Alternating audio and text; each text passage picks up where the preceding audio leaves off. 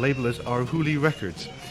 And New Orleans certainly is no stranger to me. I first, I think, set my feet on the ground here in New Orleans in 1956, shortly after, actually just about a few days after I got out of the U.S. Army. They discharged me at Camp Chaffee, Arkansas, and I figured that was close to my city of dreams, so to speak. I had to come down here, and I immediately wandered down to Bourbon Street into the first bar where there was Cy Frazier on drums. And I don't remember the rest of the band, but I finally got to the place that I'd heard so much about, and I'd spent a lot of time listening to music that was recorded here in New Orleans. We have Chris shot video footage, of course, as well as taking pictures in the store. So it was fun to be there the other day. My fellow hero, Wade Frugier. Yeah. There's another picture that Chris is going to put in the book of he and his wife together. Oh, cool. But I like this picture. He's got that. He's got a look. He's got some attitude there. And he's got it in front of the tractor. Mom has that fiddle and bow, I think. Wow. This is during the filming of the movie. Oh, right. Yeah, Wayne. Yeah. That is So, and cool. there's Les, you know. Where is this? Is this the early, oh, it's in Eunice.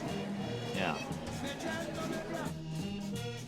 Check that out. I love this picture. I think your parents were at there this day, because I think they're in some of the other pictures. But it just looks like everybody's having such a great So time. cool. Except for Ed. Yeah. Beau Jacques, I remember him well. Yeah. I love that he's wearing his apron at Jazz Fest. Bois Secret, that's at the first Jazz Fest. Very cool. I just love that. A good area that really got me turned on was the whole southwestern part of Louisiana. I'm really not quite sure when I first heard Cajun music, but I think it was my friend Bob Pinson, who now works for the Country Music Foundation Library Archives in Nashville, and I had known him for a long, long time. He used to work in Santa Clara near Los Gatos, where I was teaching high school, and we would listen to records. Sometimes he'd come over to my place, I'd go over to his place, and I think he played some records for me one night, and I said, "My God, what kind of stuff is that?" And then he said, "Well, that's Cajun music. That's Louisiana Cajun string band music, the Hackberry Ramblers." But I was absolutely caught by the sound, and so when I first came down south in 1960, I stopped at a filling station. I remember I think it was in Lafayette. I was filling up my car and asked the attendant, "Is there any Cajun music around here?" He said, "Oh, you like that accordion stuff?" And I said, "Well, I like this Cajun music. I heard it on records. I sure want to hear some of it." The friend of Chris's actually sent me a picture of Chris taking this picture. Look at Quint, too. Wow. He's like so different. Yeah, 1974. I would not have recognized him. Yeah. So we have a picture of Chris taking this picture. This picture has generated the most discussion. She looks amazing. It's an amazing picture. I mean, she's not an Arhoolie artist and everything, but it's a really good shot. We've already been off. Someone called. She's still alive, isn't she? She's still alive. Yeah. And we were contacted for this and the Billy Pierce for use in a book. She live in Texas? I think so. This is for he did some filming with them for This Ain't No Mouse Music. And this was in 1963 when he brought a German film crew to New Orleans. First time they ever had a film crew at Preservation Hall. Okay.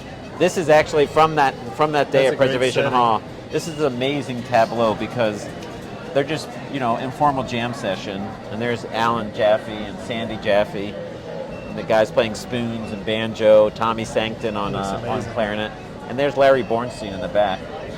And so when Sandy Jaffe died, I found the picture and I gave it to Chris, and he wrote a note of condolence to Ben. And Ben writes back, he's like, "My mother told me that she would sit in on these informal jam sessions, but we never had a picture of her playing drums." So that may be the only picture that there exists. Billy Pierce, that is just a great picture. Amazing. Looks like a character. That total character. That's a good time. When you're with Billy, it sounds like you're going to have a good time. And then others, this is sort of the New Orleans section. Yeah. Lars Edrigan was on I the saw that piano earlier. with me. That's awesome. Palm And chord. then you can also just see how small, this is That's 73. This is 72. That's a Clarence Gatemouth Brown, isn't it, in there?